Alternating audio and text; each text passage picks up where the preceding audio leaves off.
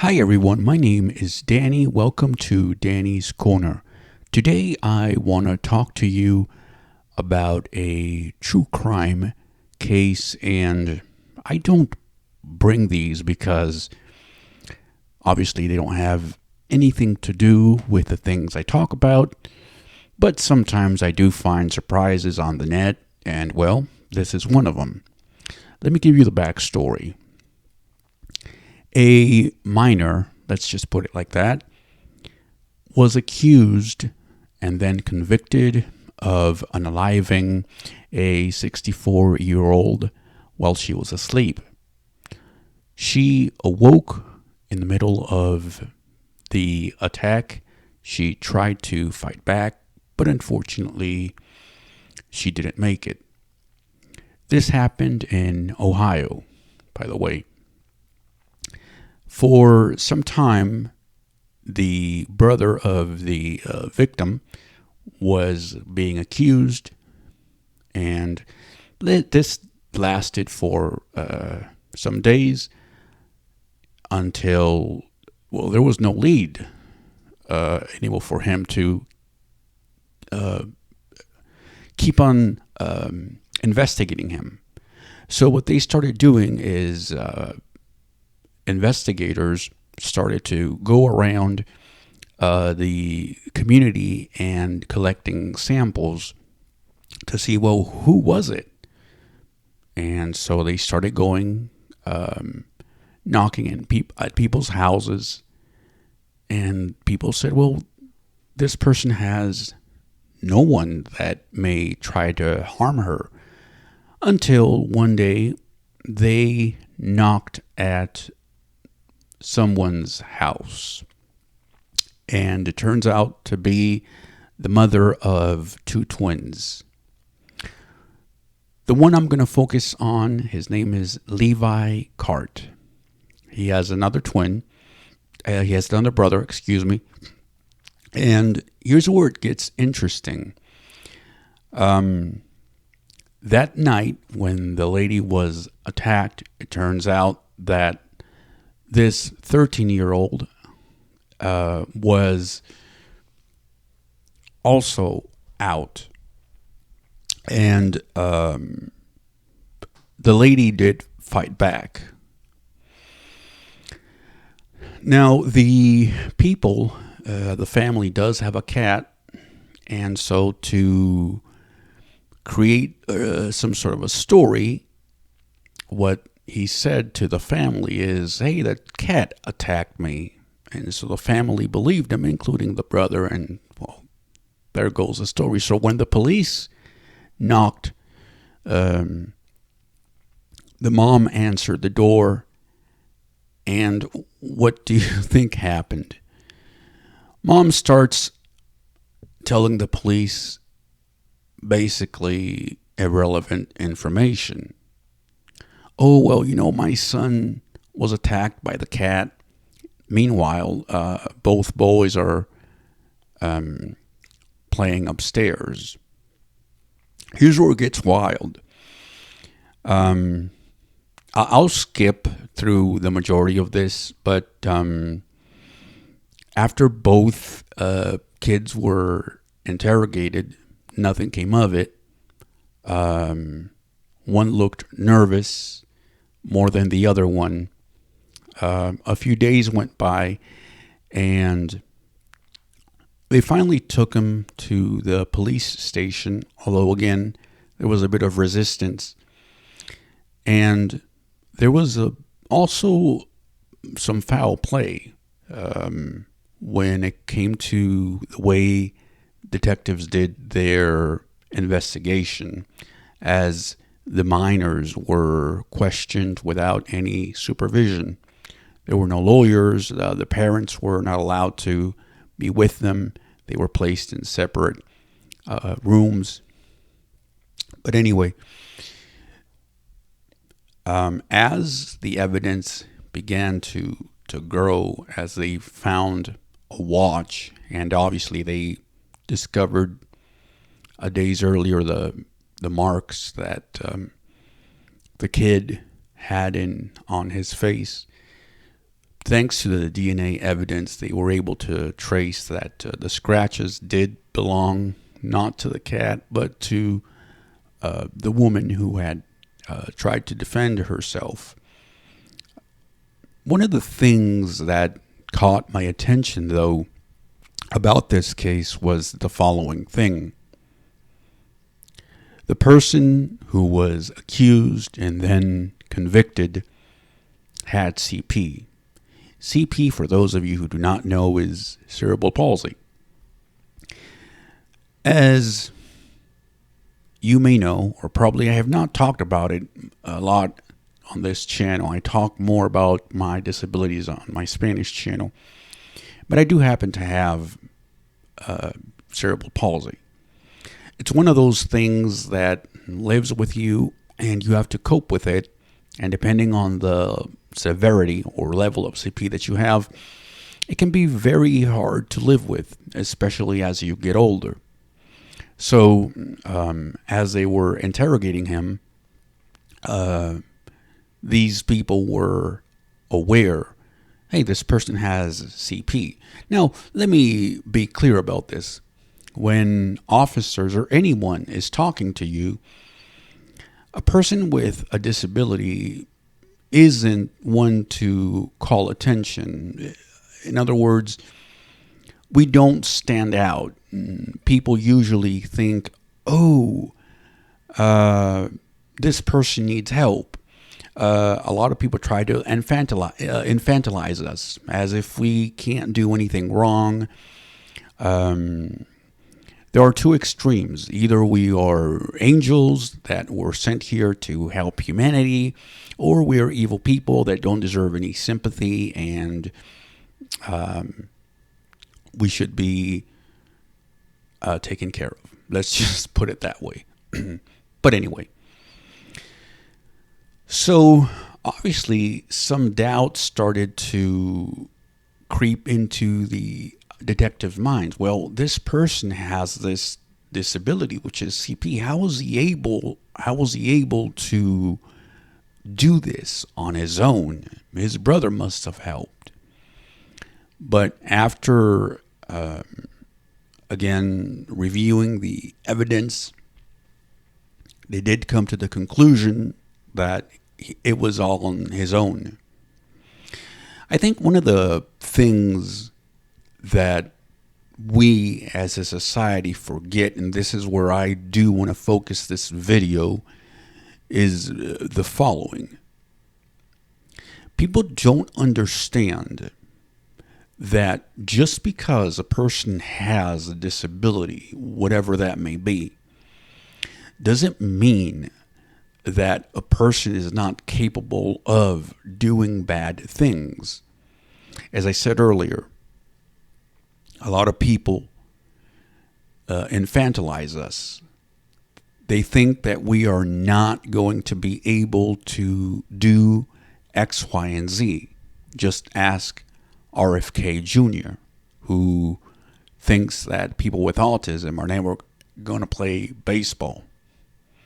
And this is a type of mindset that ends up either making people angry and or gives people the strength to keep on going on and say, you know, I'm going to prove this person wrong and I'm going to become something of myself.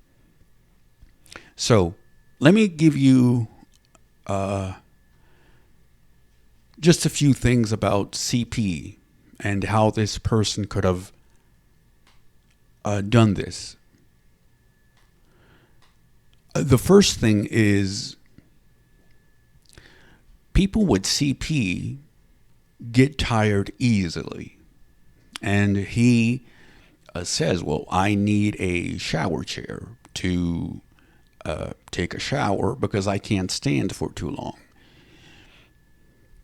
However, this person and other people with CP, including myself, are able to move things and lift things, but because we use a lot of energy during that let's say when you're moving a box or moving a table, we have that strength. But let's say a minute or 2 minutes later, we end up exhausted as if we had run for 20, 25 minutes. People don't understand CP, nor any other disability for that matter. But this is just CP. We do have more strength in some parts of our bodies than others. For some, their lower limbs, their legs might be stronger than their hands. For others, their hands might be stronger than their limbs. You just don't know.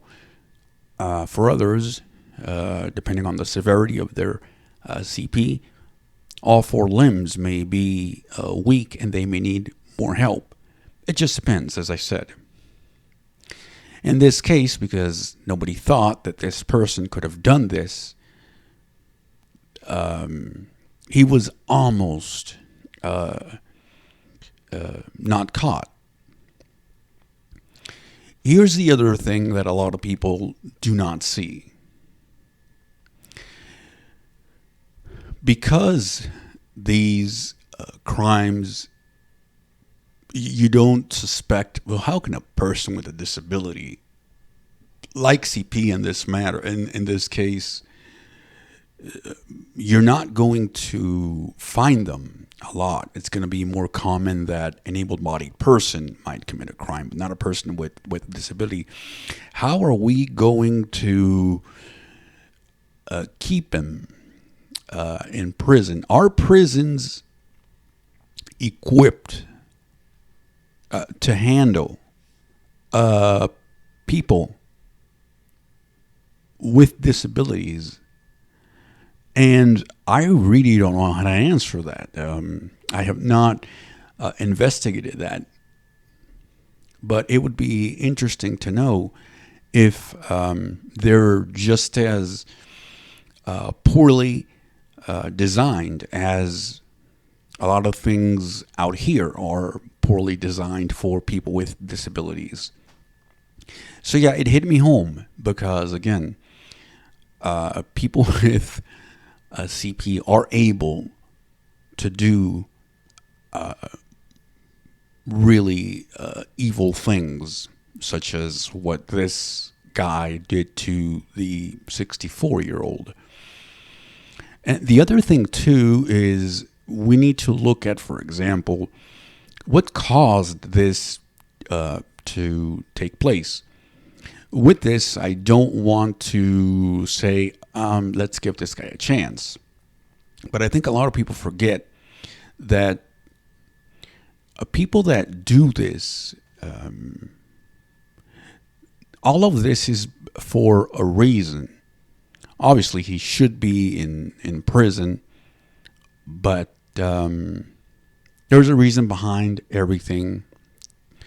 And so in this case, this guy was obsessed with crime shows, and they found journals detailing that he wanted to do a lot of things.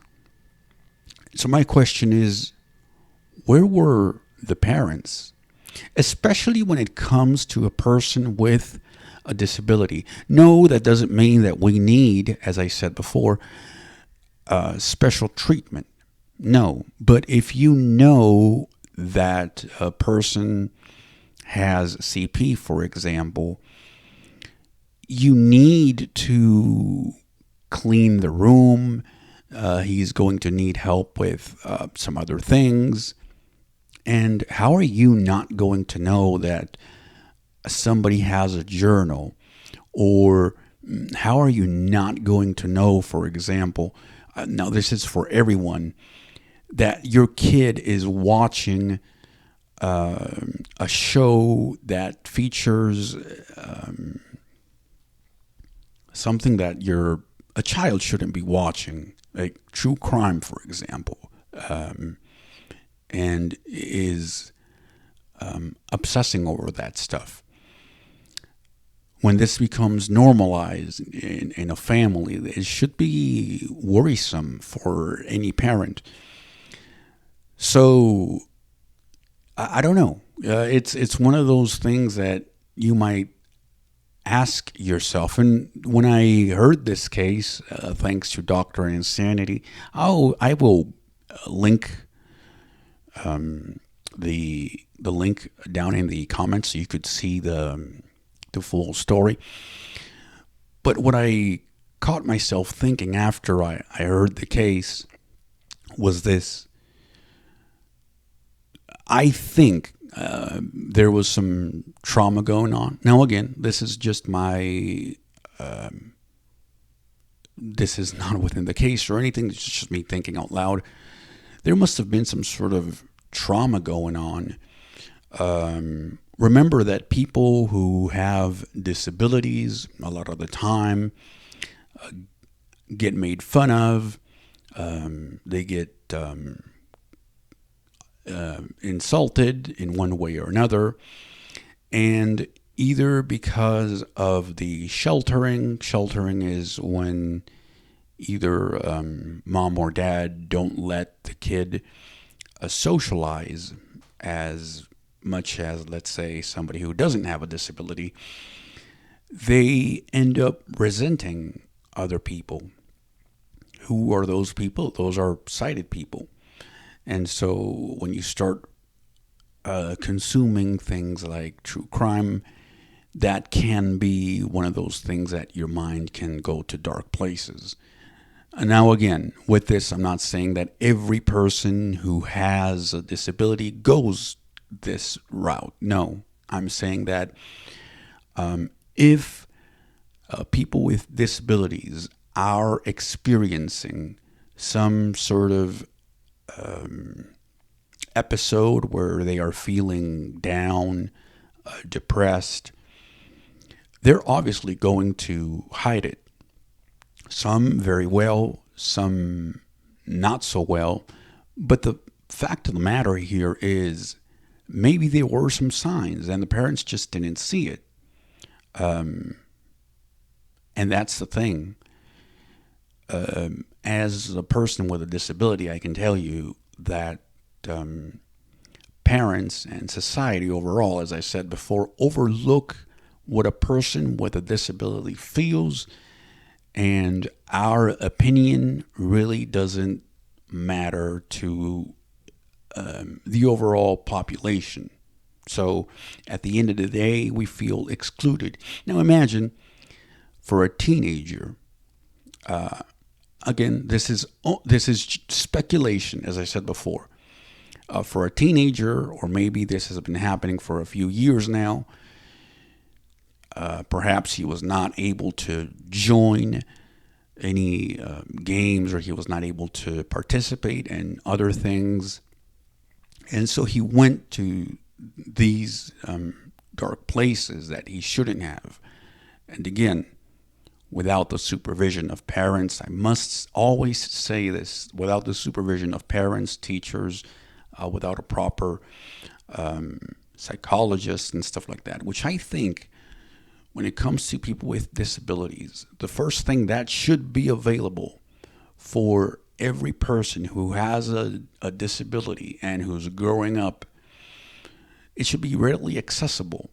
Psychologists and other people. We should have a team, but we don't find that in schools. All we find is a teacher and other people who are going to make things easier for us when it comes to doing our homework. If it's a blind person, they're going to make sure that if you read Braille, for example, that all your work is in Braille and things like that. There are going to be aids. But again, there's nobody specialized in people with disabilities and how they feel. And do you want to talk about this? Do you want to talk about that? So again, people like these are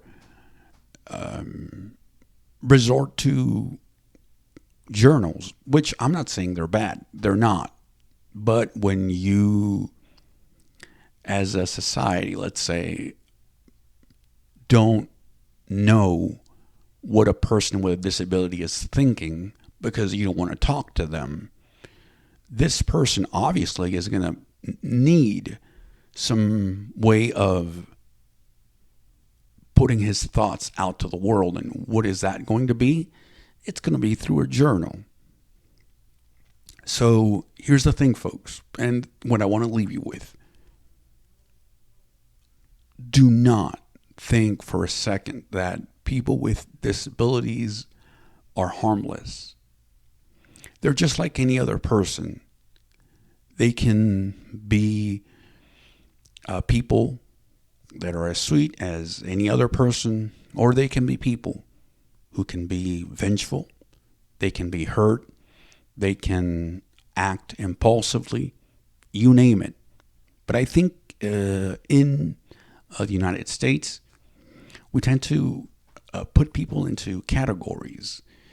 And nobody feels it more than minority groups, especially people with disabilities. The last thing I want to leave you with is the outcome of this case. Because this person is underage, he only got 9 years. Yeah, 9 years or 8 years in the juvenile system, which to me, that was a slap to the other family. Because when you know what you're doing, that should not be something that should happen in the United States. I think laws should change. But anyway, I will leave that for another video. Thank you very much for watching, and until later.